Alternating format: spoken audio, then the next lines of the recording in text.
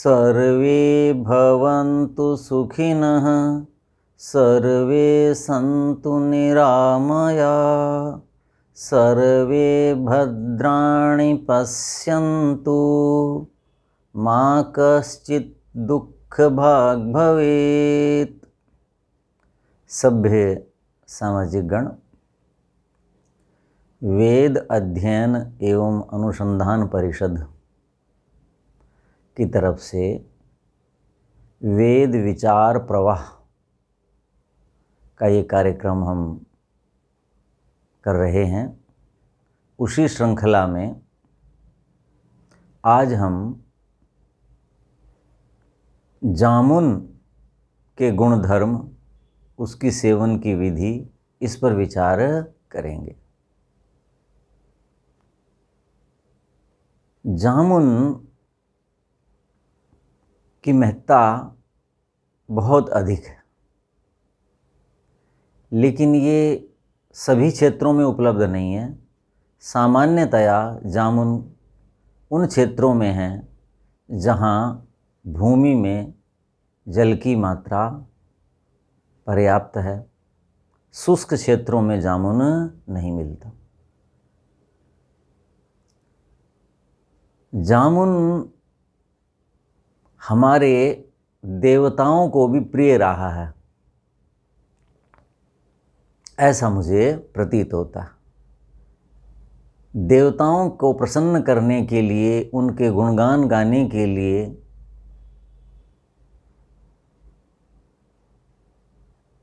अलग अलग भजन बना रखे हैं। ऐसे ही संस्कृत में एक गीत है और उसमें एक प्रसंग आता है,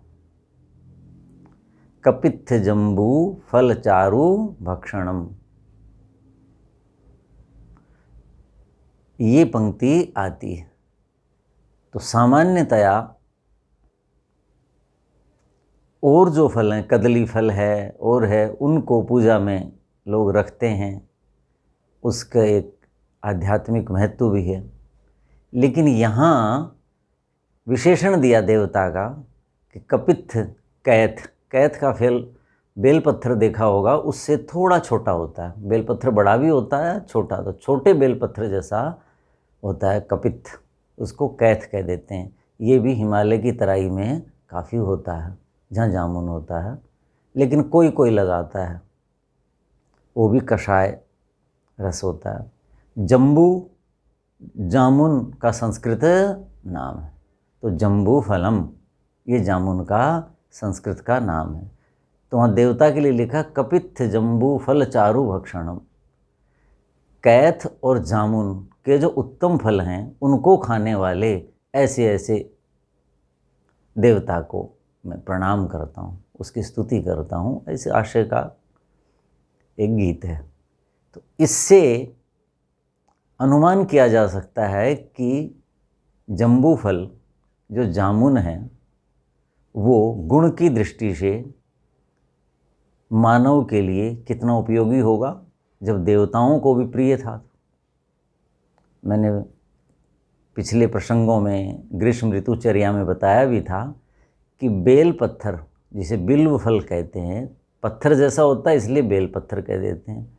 बिल्व बोल नहीं पाते लोग, तो अपभ्रंश होकर के वो बेल बन गया। तो वो शिव जी पर चढ़ाया जाता है। देवता को प्रसन्न किया जाता है। तो इसके पीछे संदेश क्या है कि भाई ये फल देवताओं को भी प्रिय है, वो भी इसका सेवन करते हैं, तो हमारे लिए तो होगा ही। वही भाव हमें यहाँ लेना चाहिए कि हमारे देवता जब जामुन का सेवन करते हैं तो हमें भी उसका सेवन करना चाहिए।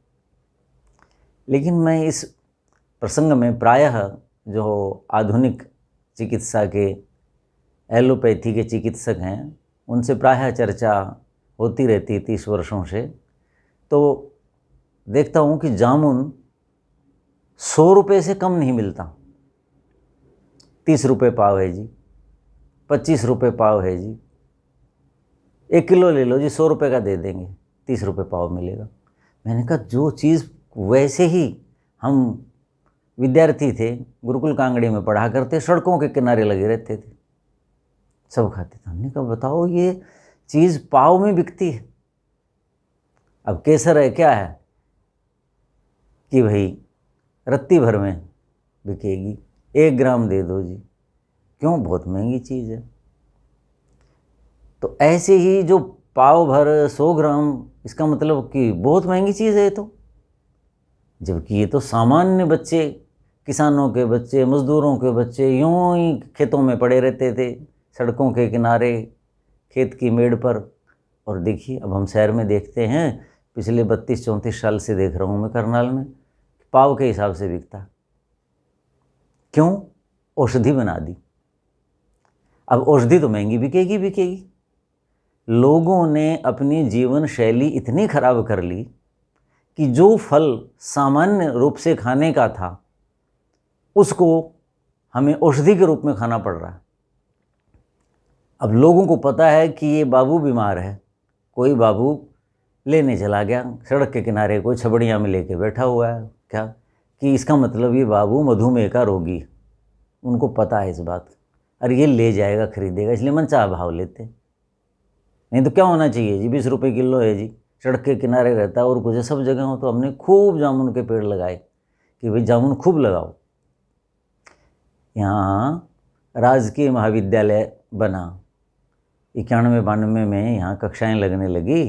तो एक हमारे बड़े कह लीजिए प्रोफेसर परिचित थे, तो बहुत पेड़ पौधे लगाए डॉक्टर साहब, खूब उन्होंने सेवा करी 2-3 साल। तो मैं कहा करता जी जामुन के, अर्जुन के और नीम के पौधे बहुत ज़्यादा लगाओ, यहाँ आने वाली पीढ़ियाँ इन पौधों को ढूंढती फिरेंगी। क्यों? मैं कहा ये देर से उठते हैं लोग, फैशन था उन दिनों देर से उठना, जो पढ़ा लिखा है वो देर से उठता है, देर से सोएगा, ऐसा कुछ बना लिया था। तो मैंने कहा इनको जीवन शैली के रोग होंगे और ज़्यादातर मधुमेह के शिकार होंगे और फिर ढूंढते फिरेंगे, ऐसे हृदय रोगी बहुत होंगे। मैंने कहा इसलिए मैंने कहा अर्जुन के पेड़ लगाओ, ढूंढते फिरेंगे। और नीम का उपयोग तो आप सब जानते ही हैं। तो राजकीय महाविद्यालय करनाल जो जीटी रोड पे है, इस पे बहुत पेड़ ऐसे मैंने उनसे कह करके लगवाए और बहुत। तो कहने का ये आशय है कि जामुन हमारे जीवन का अंग है, लेकिन आज वो औषधि बन गई। जामुन को जिस रूप में लोग खाते हैं खरीद के, तो मैं मना करता हूँ इस रूप में नहीं खाना इसको। क्यों? जामुन कसाय रस है। जामुन क्या है? कसाय रस है। 6 के 6 रस हमें खाने होते हैं भोजन में, तभी शरीर की पुष्टि होती है। लेकिन सबसे अधिक मधुर रस की आवश्यकता है शरीर को, और सबसे न्यून, सबसे कम कषाय रस की आवश्यकता है। लेकिन लोग जामुन ले आते हैं और मुट्ठी भर भर के फिर खाते हैं। क्या कहते हैं कि जी शुगर ठीक हो जाएगी। जामुन शुगर ठीक नहीं करता। जामुन क्या करता है? हमारे शरीर के अंदर जो कफ की धातु है उसका शोषण करता है। क्यों? कसाय रस है। कसाय रस कफ का शोषण करता है। जैसे आम है, दूध है, ये कफ की वृद्धि करता है। घी है, कफ की वृद्धि करता है। तो कफ का मतलब वात पित्त कफ, जो 3 धातुएं हैं शरीर को धारण किए हुए हैं। तो कषाय रस, ये जामुन में कषाय रस बहुत ज़्यादा होता है, और जरा सा भी कच्चा हुआ उसके बाद तो खाया ही नहीं जाएगा, आपका गला ही खराब कर देगा। तो मैं कहा करता हूँ कि भाई जामुन कभी खाली पेट नहीं खाना, जामुन अकेले नहीं खाना। अकेले भी खाना है, अकेले का मतलब है किसी चीज़ के बिना, तो उसके साथ नमक ज़रूर लगाओ। जामुन के बाद एक जमोया आया करता है, जामुन समाप्त हो जाएगा, फिर छोटे छोटे होते हैं, उसको जमोया कहते थे हरिद्वार, फिर वो आता था, उसको लोग पत्ते पे डाल के नमक डाल करके देते थे, तो खा लेते थे। या जामुन खाओ तो थोड़ा नमक दे दिया, खा लो। क्यों? नमक कफ की वृद्धि करता है। अकेला जामुन खाएंगे तो गले में क्या होगा? गले में जो स्वाभाविक चिकनाई है, स्निग्धता है, जो हमारे खाद्य पदार्थों को तुरंत अंदर ले जाने में सहायता करती है, जामुन उसको क्या कर देता है? समाप्त करता है, क्षीण करता है, समाप्त नहीं तो ये मान लीजिए क्षीण कर देगा, और ऊपर से पानी पी लेंगे, वो लग जाएगा और गला पक जाएगा। ऐसा करते हैं लोग। एक बार मैंने जामुन पर गोष्ठी करी, हर महीने हम गोष्ठी करते थे शास्त्र की, तो जो गोष्ठी करी तो उसमें आयुर्वेद के भी, एलोपैथी के सभी चिकित्सक, सभी का मतलब अधिकतम, और बुद्धिजीवी। तो एक महाविद्यालय के पास में ही श्रीमान डॉक्टर सुशील गुप्ता जी ENT के, वो आ नहीं पाए। तो प्रसंगवश मिलना हुआ, तो कहने लगे डॉक्टर साहब मैं तो आ नहीं पाया उस दिन, हैं तो क्या अभी चिंतन हुआ, क्या हुआ, बातचीत हुई? तो मैंने कहा जी बस मैंने तो ये बताया था लोगों को कि भाई मधुमेह है तो इसलिए आप जामुन मत खाओ कि मधुमेह से ठीक हो जाएगा। मधुमेह से ठीक नहीं होता, आपके शरीर के अंदर जो कफ कारक चीज़ें आप खाते हैं उससे कफ की वृद्धि हो जाती है, और वो जो मधु है, शर्करा है, उसकी वृद्धि हो गई, और उससे क्या हो गया कि वो शरीर का अंग नहीं बन पाती, क्योंकि इंसुलिन आदि कम बनता है। ये क्या है, उसको सुखाता है। और लोगों को क्या लगता है कि इससे हमारा शुगर कम हो गया। कम होने का क्या लाभ हुआ है? तो सुखाता है उसको। आपको लाभ तब होगा जो आपके शुगर है, जो शर्करा है, जो मधु है, मधुर रस है, वो ऊर्जा में बदले, शक्ति में परिवर्तित हो, तब लाभ है ना। तो मैं लोगों को कहा करता हूँ जामुन खाइए, मधुमेह में भी ठीक है, संतुलित करने की कोशिश करेगा। लेकिन आप इसको मधुमेह का वो मत मानिए कि ये उसकी औषधि है, केवल यही एक उपाय है। वो तो जीवन शैली का रोग है, जीवन शैली से उसको ठीक कीजिए। तो जामुन, जो मधुमेह का रोगी है वो जामुन खाएगा, पहले ही उसके अंदर जो मधु है, मधुमेह क्या होता है? मधु की मेह मानी वर्षा, अर्थात लघु शंका के माध्यम से व्यक्ति मधु की वर्षा कर रहा है, अर्थात खूब अपना मधु, शरीर के अंदर जो मधुर रस है उसको व्यर्थ गंवा रहा है, इसलिए इसका नाम मधुमेह है। वो न जाए बाहर, वो शरीर में खर्च हो जाए, शरीर की ऊर्जा उसमें वो परिवर्तित हो जाए, ये मुख्य चीज़ है। तो उसके लिए यदि आपने जामुन ज़्यादा खा लिए, पहले ही आपको मधुमेह है और जामुन आप ज़्यादा खा रहे हैं, तो आपकी मधु कम तो आ जाएगा उसमें, लेकिन शरीर की धातुओं को कषाय रस क्या करता है? क्षीण करता है, कम करता है। तो मधुमेह के रोगी को थोड़े से जामुन खाने चाहिए, 2, 3, 5 बस ये खा लो, और फिर उसकी गुठली रख लो अपने पास। गुठली जो है उसको खा लें, जिन दिनों जामुन चल रहे हैं उन दिनों जामुन खा लीजिए, जब वो समाप्त हो जाएंगे तो एक गुठली भी खा लेंगे, और 3 जामुन बराबर है। वैसे 3 क्या, 4 और 5 के बराबर भी ये गुठली काम करती है, और वर्ष भर आप उसका सेवन करें। लेकिन मधुमेह के रोगी को ये मधु के लिए उत्तम है, मुझे मधुमेह नहीं होगा, काबू में रहेगा, इससे क्या होगा? आपका शरीर क्षीण ज़्यादा हो जाएगा। क्यों? इसको आप औषधि समझ करके और जामुन ज़्यादा खा लेंगे, ज़्यादा खा लेंगे। वो कषाय रस है, कषाय रस है तो धातुओं को क्षीण करता है, क्षरण करता है। जैसे मधु है, शहद है, शहद खाने से क्या होता है? कहते हैं जी व्यक्ति पतला हो जाता है, जो मोटा है। मोटा क्या है? उसके जो शरीर में जो धातुएं थी, शहद में कषाय रस है। आप खाइए, मुंह में खाने के बाद आप देखो आपका मुंह रूखा सा होगा। एक आप खंड खाइए, गुड़ खाइए, बाद में भी चिकनाई बनी रहती है और माधुर्य बना रहता है। शहद खाने के बाद नहीं होता। क्यों? उसमें कषाय रस है। और वो कषाय रस क्या करता है? ऐसे धीरे धीरे, जैसे रंदा मारता है मिस्त्री, या लकड़ी पे रेग मार मारता है, दीवार पे ये पेंटर रेग मार मारते हैं, उसको साफ कर देते हैं। ऐसे ही कषाय रस शरीर के इन धातुओं को जो अतिरिक्त हैं जिनके, उनकी तो हो जाएं साफ, ठीक है भाई, मान लिया। लेकिन जो मधुमेह का रोगी, उसको तो धातुएं हैं ही नहीं, तभी तो वो क्षीण है, वो तो रोगी है। क्योंकि उसका मधु जो है वो शरीर की धातुओं में परिवर्तित ही नहीं हो रहा। उसको पचाने वाला जो पाचक रस है, जिसे इंसुलिन कहते हैं, वो कम बन रहा है। नहीं बन रहा है या दोषपूर्ण है, तो इसलिए वो धातुएं पुष्ट नहीं होती उस व्यक्ति की, तरह तरह के फिर और रोग हो जाते हैं। और ज़्यादा जामुन खा लेंगे तो उससे क्या होगा, वो शरीर की हानि करता है।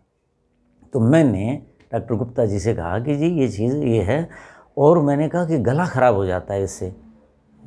क्यों कि गले में जो स्वाभाविक तरलता है प्रकृति ने जो हमें दी है कि हम खाद्य पदार्थ खाएं और सीधे वो अंदर चला जाए, रुक्ष न हो, वो ख़त्म हो जाती है उससे, और गले के रोग हो जाएंगे। मैंने कहा उससे।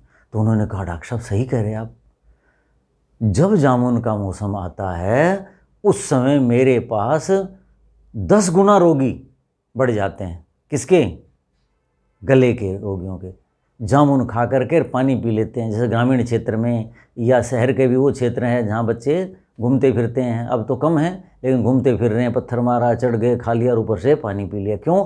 कषाय रस खाने के बाद आप जब पानी पिएंगे तो जो पानी में मधुरता है वो मधुरता और ज़्यादा लगती है। जैसे आंवला है, उसमें भी कषाय रस होता है, तो आंवला खाने के बाद आप पानी पी के देखेंगे, पानी और ज़्यादा मधुर लगता है।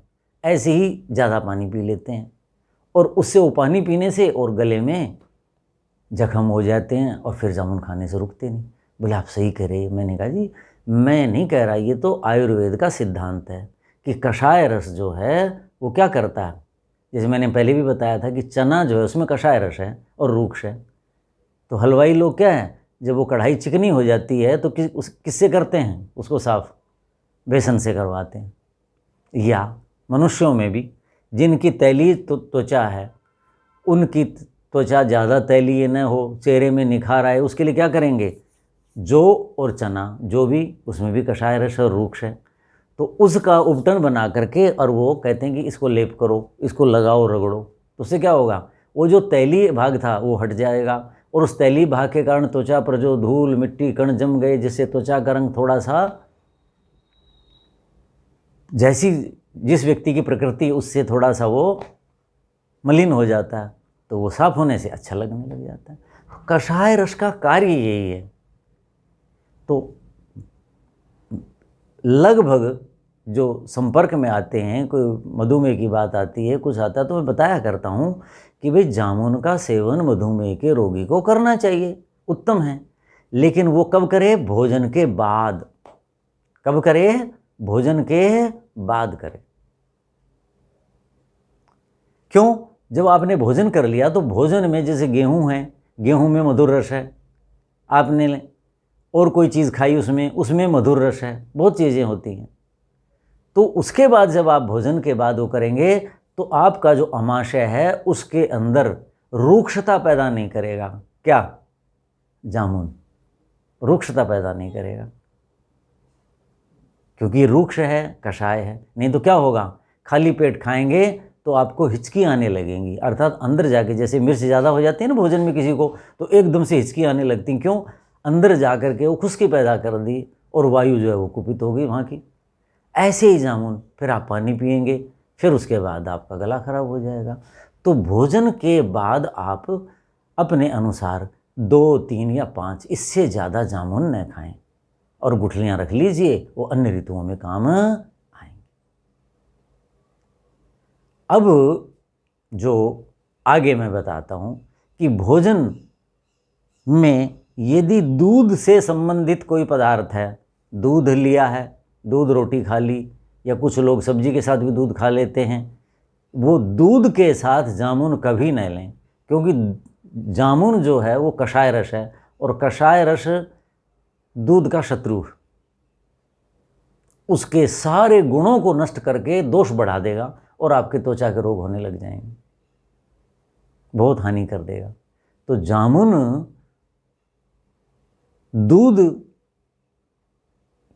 दूध से बने पदार्थ, उनके खाने के 1.5, 2, 3 घंटे बाद ही सेवन करें तो अच्छा। लस्सी और दही दोनों कषाय रस हैं, दोनों, लस्सी विशेषकर रूक्ष है जब उसमें से निकल जाती है। तो भोजन में यदि आपने लस्सी ली है, दही लिया है, तो उसके बाद भी जामुन का सेवन न करें, क्योंकि उनमें कषाय रस है। और जामुन में भी कषाय रस है। उससे फिर क्या होगा, आपके उदर में विकार होगा, गुड़गुड़ाहट पैदा होगी, वायु की तंगी होगी। जो पाचक रस हैं, जिन्होंने आपके भोजन को पचाना था, उनकी जो व्यवस्था है उसमें बाधा आएगी। तो भोजन के बाद लें, प्रयास करें। यदि आपने दूध या उससे बने लस्सी दही ले लिया है तो आप 2 घंटे बाद ले लें, 1.5 घंटे नहीं तो 1 घंटे, बहुत ज़्यादा है तो, ताकि अमाशय खाली न हो। खाली अमाशय में अर्थात खाली पेट में आपने जामुन नहीं लेना। और जब आप भोजन के बाद नहीं ले रहे हैं, अकेला खा रहे हैं 1.5 घंटे बाद, 2 घंटे बाद, तो जामुन के ऊपर नमक रखें, यानी नमक में लगा करके उसको खाएं।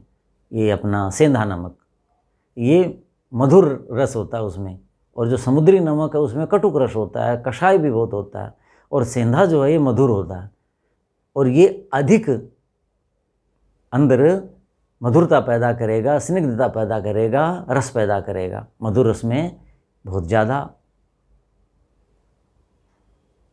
तरलता की सामर्थ्य है।